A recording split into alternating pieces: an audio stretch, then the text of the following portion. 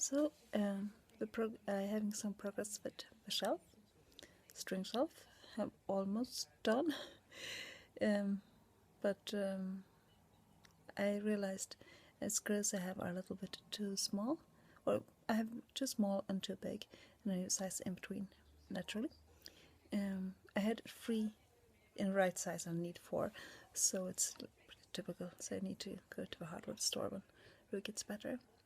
And yeah, and that is one of the moments I can feel that I actually kind of miss a husband.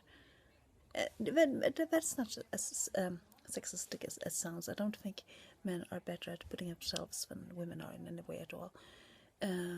But I miss this with having someone to share that kind of things. Both, have actual help of somebody holding things, and when you try to get it right, straight and things like that.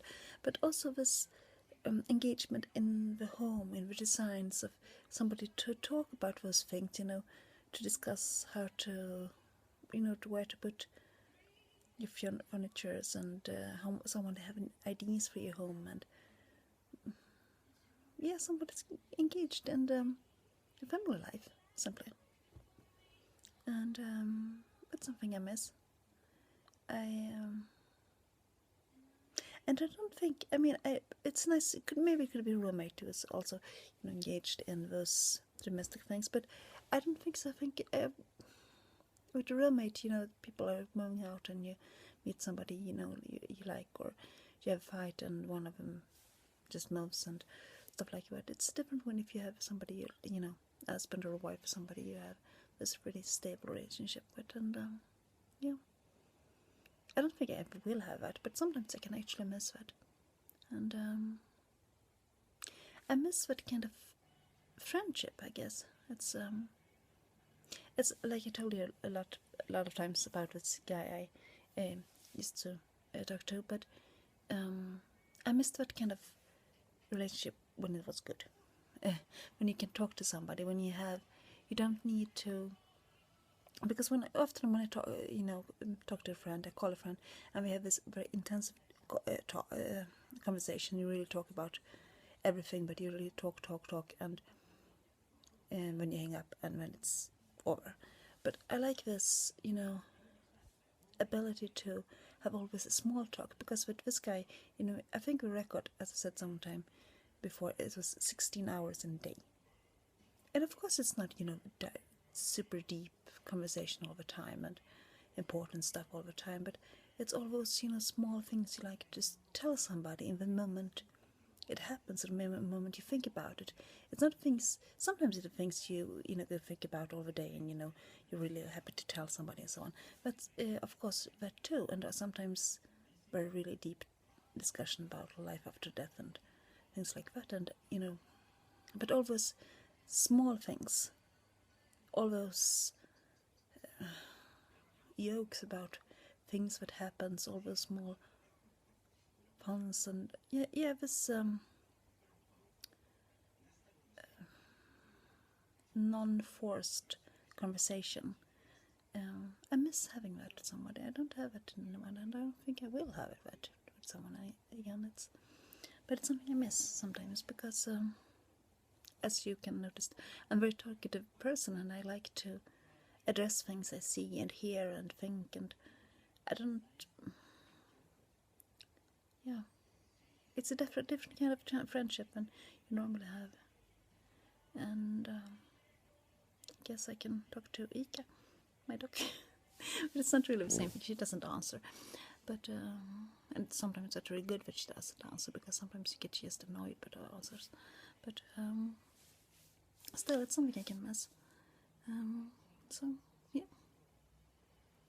and of course it's sometimes lonely to be alone with all things, in family life and so on. Even if it's a choice I done myself, and I'm happy about that choice, of course I can miss the good parts. I'm really, really glad I don't have the bad parts, but I'm convinced I don't have the good parts. But you can't have it all. And yeah. And I haven't done the laundry. It's still in the crib, like this morning, because Ro is still not doing very well. She's much better today than she was yesterday. She doesn't have that high fever, but she's still not good, and still really clinging. You need to carry her all the time, and people with her all the time, and so on, and and we was going to this music class tomorrow, but I'm not sure we're going to be able to go because of her illness and so on. And it's something also has had such a huge impact on our lives. It feels like this year and last year are completely colored by illnesses and medical conditions and so on. And also the reason why it feels good to be able to do a little longer with Ro.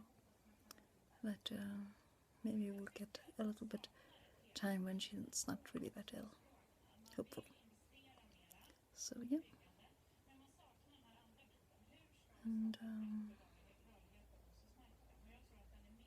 I also miss somebody, to tease and be a little bit mean to. I mean, not fighting. I hate fighting, but all those lots of nice pranks and so on. It's much funnier if you have somebody who can live out of that. And when my kids were, my older kids were small, I loved to scare them. I was really mean man that way. It's I got that from my mom. She also loved to scare me and my sister.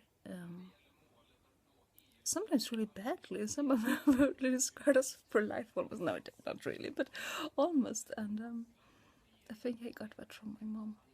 It's also a funny thing with Ro. She doesn't get scared. You can't scare her. She gets scared of people who are, she seems a little strange or something, and she's afraid of a vacuum cleaner.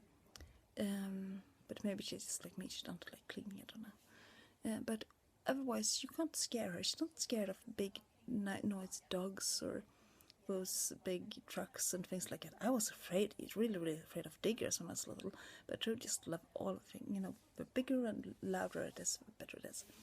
And she loved when I play, pretend to be a tiger and roar at her and things like that. And she's screaming of joy and laughter. She's a little girl, but absolutely adorable.